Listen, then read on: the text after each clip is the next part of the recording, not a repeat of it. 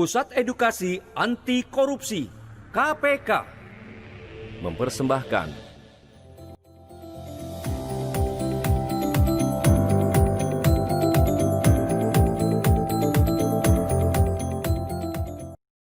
Semangat pagi! Pagi, pagi, pagi.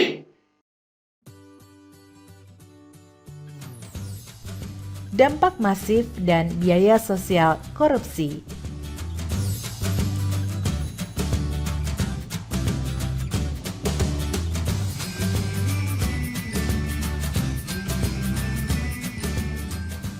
Indonesia pada dasarnya memiliki potensi untuk bisa mencapai kesejahteraan dan taraf kemakmuran hidup yang tinggi. Akan tetapi pada kenyataannya tidak sedikit rakyat yang bergelimang kemiskinan, memiliki tingkat kesehatan yang buruk dan tingkat pendidikan yang rendah. Tidak dapat dipungkiri salah satu penyebab dari hal-hal tersebut adalah korupsi. Seperti yang disampaikan oleh Mauro dalam buku Pendidikan Anti Korupsi untuk Perguruan Tinggi, korupsi dapat memperlemah investasi dan pertumbuhan ekonomi. Selain itu, korupsi juga memiliki dampak yang sangat luas dalam berbagai aspek kehidupan di Indonesia. Antara lain, Indonesia masih termasuk ke dalam negara yang memiliki pendapatan per kapita rendah. Masih tingginya angka pengangguran di Indonesia. Tingkat pendidikan penduduk yang rendah dan angka putus sekolah yang tinggi. Seperti yang sudah kita tahu, pendidikan merupakan hal yang paling mendasar yang dibutuhkan dalam pembangunan bangsa. Secara makro, angka kematian bayi merupakan parameter kualitas kesehatan masyarakat pada suatu negara. Meskipun angka kematian bayi di Indonesia terus menurun selama 20 tahun terakhir, tetapi jika dibandingkan dengan negara lain, Indonesia masih termasuk ke dalam negara yang angka kematian bayinya tinggi. Masih tingginya angka kriminalitas di Indonesia, salah satu penyebab maraknya tingkat kriminalitas dipicu oleh tingkat kemiskinan yang tinggi. Rendahnya daya beli masyarakat di daerah. Berdasarkan analisis Reveal Comparative Advantage atau RCA oleh Kementerian Perindustrian, 5 sektor memiliki daya saing di ambang batas bawah terhadap produk asing, yakni sekitar minus 3 hingga 0,03. Berdasarkan dari apa yang sudah dijelaskan sebelumnya, keadaan ini tentunya sangat memprihatinkan. Indonesia merupakan negara yang kaya, tetapi masih belum dapat dikatakan negara yang makmur dan sejahtera. Selama 12 tahun terakhir, estimasi biaya eksplisit praktik korupsi yang dinikmati oleh 1.842 koruptor berjumlah 168 triliun rupiah. Bayangkan, dengan uang sebesar 168 triliun tersebut, pemerintah dapat membangun 195.000 gedung sekolah baru dengan asumsi biaya pembangunan sebesar 873 juta rupiah. Tingginya angka anak-anak putus sekolah karena keterbatasan biaya dapat diselamatkan dengan uang sebesar 168 triliun rupiah tersebut.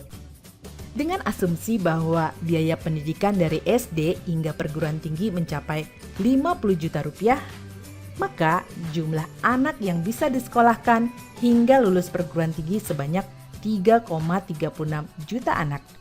Berdasarkan hasil survei pedagang makanan di Jakarta, rata-rata modal yang mereka butuhkan maksimal 5 juta rupiah. Dengan asumsi setiap orang membutuhkan modal sebesar 5 juta rupiah, maka uang sebesar 168 triliun rupiah tersebut dapat digunakan untuk memberi modal kepada 33,6 juta pedagang. Pada September 2013, tercatat 21.313 km jalan di kabupaten dan 2.468 jalan provinsi yang rusak dan harus diperbaiki.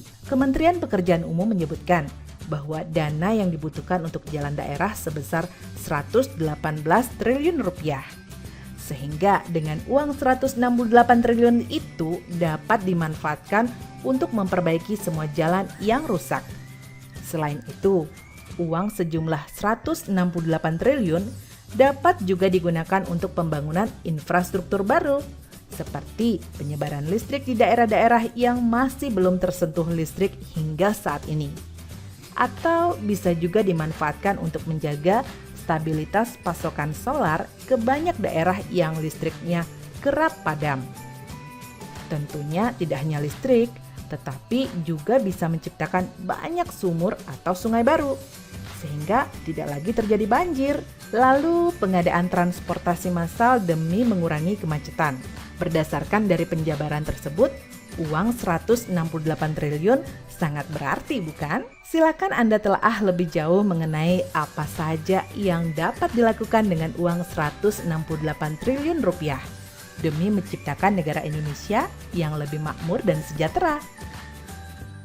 Dalam suatu persidangan, jaksa selalu menghitung kerugian negara yang diakibatkan tindak pidana korupsi. Uang itulah yang dinikmati para koruptor yang disebut biaya eksplisit. Hal lain yang perlu diketahui adalah biaya eksplisit bukanlah satu-satunya kerugian akibat ulah koruptor. Biaya sosial korupsi terdiri dari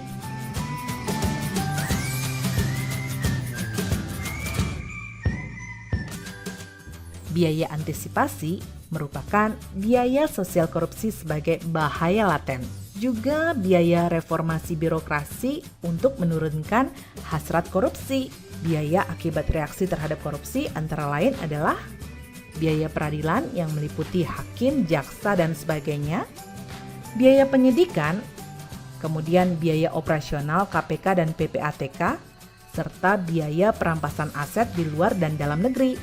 Sedangkan biaya implisit merupakan biaya oportunitas korupsi, termasuk diantaranya beban angsuran bunga di masa mendatang yang timbul karena korupsi di masa sebelumnya. Jadi memang luar biasa kerugian akibat korupsi. Terlebih, biaya eksplisit ternyata merupakan komponen terkecil dari biaya sosial yang diakibatkan korupsi. Semakin menyadari dampak yang ditimbulkan akibat korupsi, lalu apa yang harus kita lakukan melihat dampak kerugian-kerugian korupsi ini?